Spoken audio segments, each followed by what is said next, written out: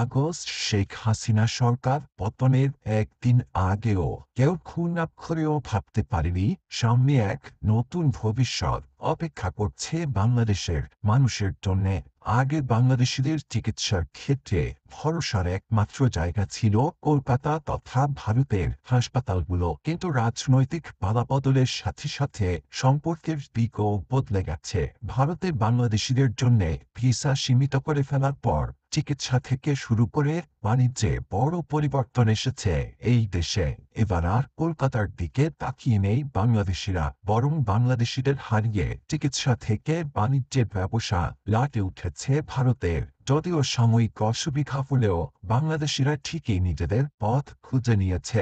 বাংলাদেশের চিকিৎসার নতুন গন্তব্য নিয়ে দুশ্চিন্তায় খোদ ভারতের গণমাধ্যম থেকে করো। এবার কলকাতার বদলে চিকিৎসার পরবর্তী গন্তব্যে পা বাড়াচ্ছে বাংলাদেশিরা। কলকাতার বদলে চীনা ভিসার চাহিদা এবার বাড়বে বলেও শঙ্কিত ওপার বাংলা। সম্প্রতি পররাষ্ট্র উপদেষ্টা তৌহিদ হোসেনের চীন সফরকে ঘিরে বেড়েছে জল্পনা। এই সফরের পর অনেকেই বলছেন বাংলাদেশি নাগরিকদের উন্নত চিকিৎসার জন্য কলকাতার বিকল্প ব্যবস্থা হতে যাচ্ছে চীন।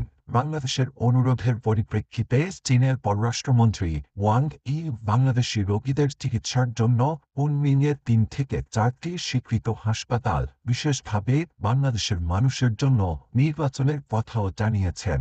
বাংলাদেশ চীন কূটনৈতিক সম্পর্কের ৫০ বছর পূর্তি উপলক্ষে শুভেচ্ছার নিদর্শন হিসেবে ঢাকায় বিশেষায়িত চীনা হাসপাতাল প্রতিষ্ঠায় বাংলাদেশের প্রস্তাবকেও স্বাগত জানান তিনি। এই খবর পেয়ে দুশ্চিন্তায় কলকাতার বেসরকারি হাসপাতাল কর্তৃপক্ষ, কারণ বছরের পর বছর ধরে বাংলাদেশের রোগীদের যাতায়াতে কলকাতার বেসরকারি হাসপাতালগুলোর রমরমা ব্যবসা চলছে।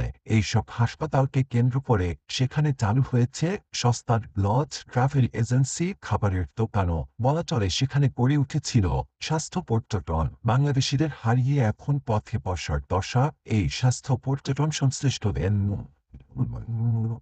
মার্চ আগস্টের পর ভারতের ভিসা পাচ্ছে না বাংলাদেশিরা। কেবল গুরুতর অসুস্থতার প্রমাণ দিতে পারলেই মিলছে ভিসা। কলকাতার বড় বেসরকারি হাসপাতালগুলোর হিসাব বলছে বাংলাদেশি রোগীর সংখ্যা প্রায় ৮০% কমে গিয়েছে। প্রথমে কলকাতার বেসরকারি হাসপাতালগুলো ভেবেছিল এই ধাক্কা সাময়িক, কিন্তু ধীরে ধীরে সম্পর্ক আরও অবনতি হওয়ায় প্রতিকূল পরিস্থিতিতে আর লাভের আশা নেই।